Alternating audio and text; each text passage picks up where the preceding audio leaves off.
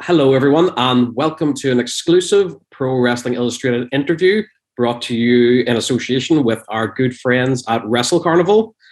Today, I am joined by one of the up-and-coming stars of the British wrestling scene, Mr. Charles Crowley. I am PWI contributing writer Jason McVeigh. Charles, how are you? I'm very good. How are you? I am good, thank you. Great to have you with us. So, speaking of Wrestle Carnival, we have a big event coming up on March 26th, the Mardi Gras show. Absolutely. You will be teaming up with Alex Windsor to take on a couple of British wrestling legends in Doug Williams and Jetta. What can fans expect from that match? Oh, well, those three combined have a huge amount of just experience in wrestling. Like those three are three very, very talented, very experienced wrestlers. So that in itself is just something to come watch. And also, when else are you going to see those three in the same ring at the same time? And then you have those three with the added element of me, Mr. Charles Crowley, and you don't know what to expect. And see, this is what I love about Wrestle Carnival and what I love about myself. And I can weasel my way into these things and these awesome opportunities because these three are incredible. I'm not going to say they're not, because they are. And I can learn so much from even watching. But also, I don't wrestle like any one of them. And that's so exciting and so interesting to watch. So, yeah, you should totally come watch that. Everyone should come and watch that. Absolutely. And you kind of touched on it there. You said, about what you loved about Wrestle Carnival. That's kind of my follow-up question. What is it that makes Wrestle Carnival different and special? Variety.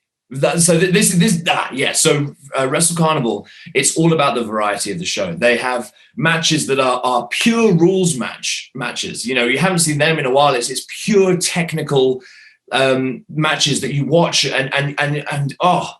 I'm not even going to pretend that I could do that.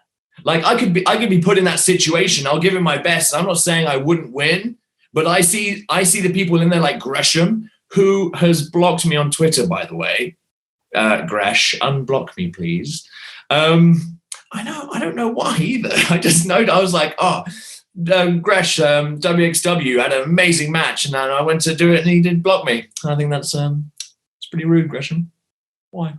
But anyway, him versus people like Chris Ridgway, it's just a masterclass. So anyone, whether you're a wrestling fan or you're not a wrestling fan, you can come to a Wrestle Carnival show and there's something for everyone. There's comedy, there's all these colors of the carnival, the extravaganza, the spectacular vibe, and then there's this really gritty technical wrestling, and there's just no match is the same, and it's planned that way. And Gary Ward does. What I will say that's nice about Gary Ward is that he does a very good job of doing that. Perfect. Maybe Jonathan Gresham just doesn't understand Charles Crowley. Maybe that's what it is. But let's say, for people who don't know who Charles Crowley is, tell us. Oh, good question. Charles Crowley is someone that I've always been admired by, I've always been admired. I mean, that's true. But I've always admired people that have this kind of power that comes from speech and performance. I think a lot of people see performance as a kind of a showcase, but actually I think there's more power to it. So Charles Crowley was influenced by Aleister Crowley, who, weirdly, Satanist. I don't condone Satanism. However, very, very interesting man who was so insanely charismatic that he could manipulate people to do the worst things, but also because of this free spirit, became like a pop culture icon. And I thought that was fascinating. And I'm a huge fan of the aesthetics of steampunk and the carnival and all this stuff. So that's where Charles Crowley came from. And he basically personifies the entire carnival, from its dirty, gritty, seedy underbelly to the lights, the spectacular extravaganza of it as well. So it's presented as this lovely, lovely, incredibly exciting thing. But deep down, the foundations, they might not be quite there. And then later in this day and age, I've added more, I'm very also into Norse mythology. I'm into people like Loki, god of mischief. And, that I can't say that's not inspiring as well. So I'm taking elements from everywhere, but Charles Crowley is a very layered, very complex individual. And yes, I'm having a lot of fun being him. Well, you are taking Charles Crowley everywhere. Somewhere you recently made your debut was West Side Extreme Wrestling in Germany. How was that experience for you? That was madness. Genuinely, that was just something else, because you get there and the stage, so I walk backstage, I arrive, and there's all these very well-known wrestlers that have been doing this for a very long time. And also everyone looks different. Everyone's got a different style. I walk in there. I'm relatively, I cannot say this for much longer, but I'm relatively new. I debuted in 2018. And then if you think of like the lockdown and everything, I like to strip that away. That goes on my side. But then, and I come in here and I'm like, whoa, how am I going to stand out? But I did my very best to do so. And I think I did a very good job. But you go there and I opened the door and I was like, I'm just going to get a feel of the stage, and the stage is madness. They're marketing down to their marketing. I'm going to talk in a business sense. The 16 karat gold, the images up on the stage, it was just huge, and the crowd was magnificent. They are so willing to enjoy wrestling, and I think that's something that the UK crowd is only just getting back, because they now feel safe enough to do so. And that's so nice to see. And I think, Germany, they are there and they are ready and they are so willing. And that was so, so nice. So the experience was phenomenal and I learned a huge amount. You touched on it there. You said you're still relatively young career, while you can still hang on to that. Are there any particular moments that stand out from that young career so far? Any matches or even like any situations you've been in? Yes. Well, so my career started a promotion called UBW, Ultimate British Wrestling. And I won their main championship, the heavyweight championship. And that was the first moment for me where I got to face a lot of talented individuals. One includes my best friend, Stevie Turner. She's in NXT UK right now. And that holds a special place in my heart, because that was a very comfortable match, because, you hit those that you love the hardest. You know what I mean? So, and that was, I felt so comfortable that day. It's so warped, but so comfortable. And then, of course, winning the Wrestle Carnival Championship recently, again, is opening the door for me. It's putting me in the spotlight. And,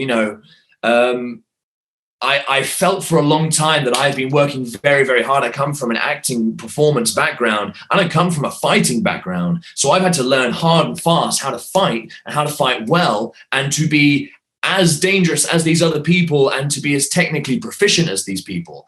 And that didn't come easily to me at all. So then I find myself on Progress on the WWE Network, which is obviously a huge thing with, again, people that are pushing me to my limits. And in that sense, I would say if there was one person, a wrestler, I don't know if you'd expect me to mention him, but if there was one wrestler and one match that really changed the way I thought about wrestling and allowed me to get better, would be Mike Bird, like a Brit Rest veteran. And it was good wrestling. And I faced him and I said to him, because at this time I was loving the theatrics of wrestling, and I could hang, I could go. People could see that I had potential, but he could see that I had more potential than even maybe I thought.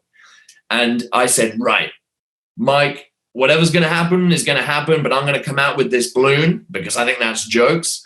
And he was like, don't do that. And I was like, no. The people will like it. And I knew the people would like it. But he was like, I really think it's time for you to fight. And because I can see that you can. I can see how you move. You jump high. You run fast. You're really athletic. Why aren't you capitalizing on that? And the truth is, maybe at that time, there's a little bit of apprehension because it wasn't what I was comfortable doing. But he took me out of my comfort zone. And from then on, I could see that my potential was greater than it was. And I've worked my arse off ever since. So here I am. You talked a little bit there about your previous career and your previous experience as an actor and a performer, which is still obviously ongoing. Are there parts of that you've obviously been able to transition into wrestling, or vice versa? Are there parts of wrestling that you've been able to actually transition into the acting side of things? Absolutely. It's meshed in incredible ways. At first, I relied on it because it was my strong suit, and it does benefit wrestling. It massively benefits professional wrestling. You know, when you hear like promo classes and all this, like how to deliver a message to camera, I'm like, well, it's not you're not learning at a promo. You're talking to people. That's real. There's so many aspects of the performance side of wrestling that people think is what's like fake or like thrown around like that. But actually, that's when you're conveying the real stuff, and it helps to convey that stuff if you have a performance background. So that was really beneficial to me, especially when I was a much happier good guy, blue eye, whatever you want to call it. And you know, and I could share my experiences with the fans because I'm quite happy to make that eye contact and talk to the people in the back of the room because I have those skills. And then as time's gone on, you know, that what I've learned from professional wrestling is, again, like whether you mean to or not, it's just you're telling an incredible story in that ring through the language of fighting each other. And that opened my eyes to more in the acting world as well. It made me a better actor. It made me a better performer. And in doing so, I've ended up in a play called Mythos Ragnarok. And it's about Norse mythology, you know, and it's combines professional wrestling with stunt work, acting, and all sorts. And it's like touring the UK this year. So it's literally combining those two things. So yes, it's benefited me massively. And like I said, I love these people that can like manipulate the crowd, and whether I want them to boo me or cheer me, you know, that's what I love about this. And I know that's why fans come to watch, because they want to be invested. So I like to give them something to get invested in. You do, and I think that you do that. You strike me as well as someone who isn't afraid to take risks on things. One of those things may have been, and I want you to tell me a little bit about this, you are cordially invited. This was a show/match that you put on whenever British wrestling was very much still in lockdown and not very much was happening on the scene. What was that show, that match, born out of? Well, it sure was a risk. I'll remember that because I was bricking myself when it was actually about to air, because it was airing live. It was a live stream. And I remember, I'm a confident guy, and I'm confident in my abilities, but holy crap, I was like, oh, because, you know, it was put out, like you said, it was put out into quite a dark, negative space. Because in that time, you know, BritWres and wrestling as a whole had gone through a really hard time. COVID was ripe. And, you know, even making it around that was difficult. The safety precautions that had to be put into place was stressful enough. But like, it was put into, you know, there was a lot of, you know, BritWres was hit with like bombshells. People weren't sure if they were enjoying wrestling anymore, or they wanted to even come back to wrestling. And I remember I was defeated as well. We all were. And I remember, you know, I sat at home and I kind of thought, what can I do? Because there isn't many options, but I have experience making films. And I have contacts that are desperate to be creative in this time. And the fact that people are saying, like, you know, lots of wrestlers are gone now. There's no wrestling to come back to. There's no wrestlers. And I'm like, I remember thinking, what? There are so many, like, I'm trying to talk to through my screen. Like, you may not know me yet, but I promise you, I'm going to be very entertaining.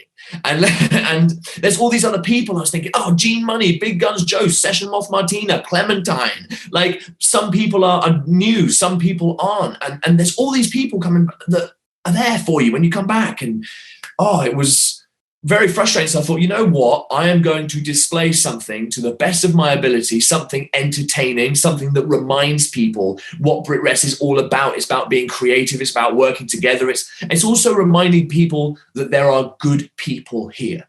And I think that was a massive thing. I was so selective, and not that it was hard to choose, because there's a lot of good people, which I think people can forget. But I was like, sure of these people are very, very good people, very talented people. They're also each in their own respect so different from each other. And wow, like this high quality film in a time where cinematic stuff was just starting to happen.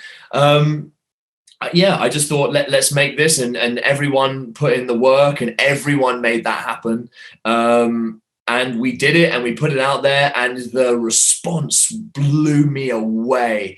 Like, even talking about it now, I can feel the back of my neck getting hot, because I was so emotional, because I was like, oh, like freaking it, like, okay. And I was looking at the YouTube things, and it starts off with Elijah, incredible wrestler, walking along. Again, should be more known than he is. And it presents him in this field, and it pans up to him. And everyone is, because I didn't give much away either. So everyone, all the YouTube things, like, oh my God, I don't know what this is, but holy crap, this looks incredible. I love it already. And I'm like, okay, that's a good start. You know what I mean? And then I'm watching it with them. My thing I've created with brand new eyes, because I've been like working on the edit. I've been working on the whole thing the entire time. And just people's reactions were reacting to it like it was a theater show, like it was live in person. Because don't get me wrong, wrestling should be watched live in person with a crowd, but we couldn't do that. So this was the best option. And from it came something really unique that BritWres has never seen before. And it was an honor. And I really do mean that, to be able to provide that to people. And I'm so glad that people enjoyed it. And to this day, people every now and then they say, I've just watched it again because I was feeling down.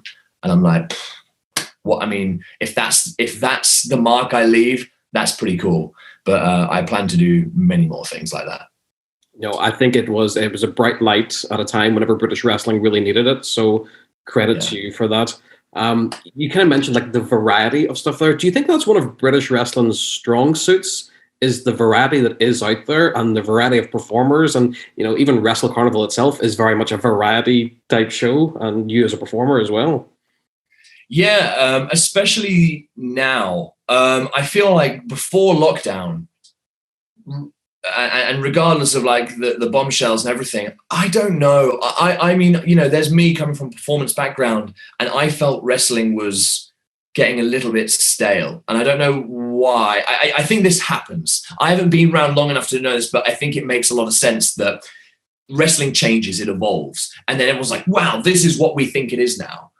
And as time goes on, it gets to a point where they go, yeah, this is still it, but you know, and then that things are blamed, like, oh, storylines go down, or oh, there's too many people on this roster, there's too few people on this roster, the creative's bad, and all this kind of stuff. All probably fair reasons as well. But I think what wrestling is going through again is another transition period, and variety is the key here, because like pure rules are coming back, like pure ground technical grappling, and it's so fascinating to watch. But it also doesn't mean that's the only thing, and there's also, it depends what you mean by a comedy match, but there are comedy things that, you know, they bring laughter and everything, but also it's in a fighting setting.